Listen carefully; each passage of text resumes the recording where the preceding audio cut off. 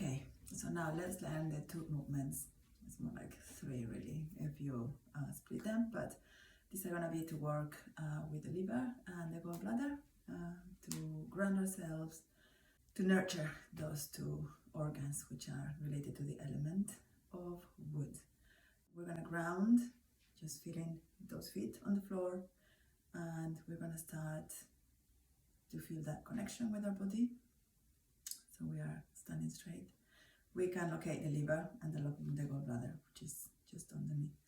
The liver and is on the right hand side, just to be aware of that area of our body. We are going to place our hands as in a praying position. We're going to do a little bit of a stretch and thinking of the opening of the heart. So we go back and forward. So if you see, it's going stretch and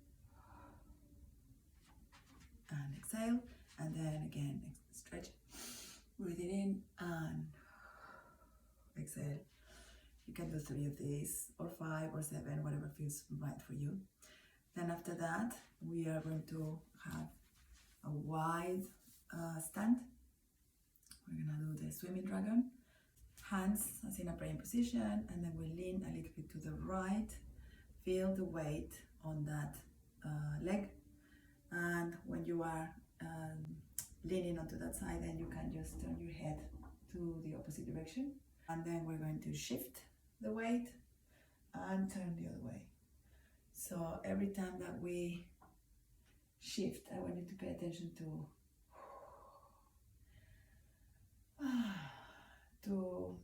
the tension that is created when we are kind of squeezing by rotating that head one way or the other.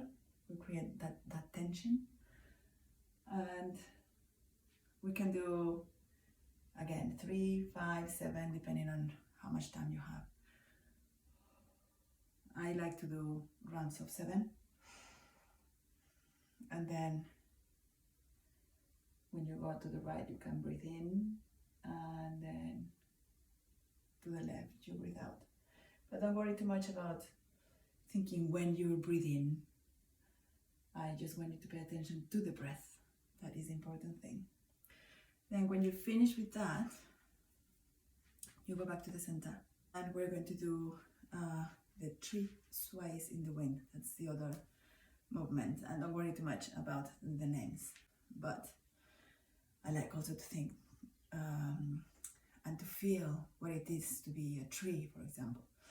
And you have those roots connected to the earth, and you feel grounded by that. But now, after the swimming dragon, you can feel a little bit of that heart beating faster.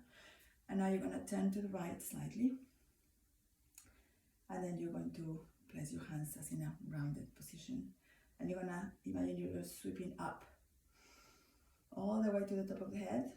You go to the middle. You don't need to touch the head, you just go to the middle. I like to think of this like you're going to do a kind of a heart shape when you are breathing out. And then you turn to the other side, and then again you sweep up, go to the middle of the head, the top of the head, and then again you breathe out. So the flow goes up, top of the head, and breathe out, and feel what are you feeling on your body. And breathe out. Again, you can do 3, 5, 7 rounds. I like to do 7. And when you finish with your rounds, I want you to finish off by thinking of the color green, which is associated with this element, and place your hands above the area of the liver, and imagine that green light coming in when you are breathing in. Then breathe out, and you're imagining that showering of green onto that area. Again, you can do a series of breathing in and out. You can again do 3 breaths, 5 breaths, 7 breaths, whatever feels good for you. And for the final part, I want you to place your hands in the center You are going to put your feet together. You are just going to feel the energy that you have just been working on. Close your eyes and just feel that groundedness. And you can think of thanking yourself for the time that you have given to this self-nurturing.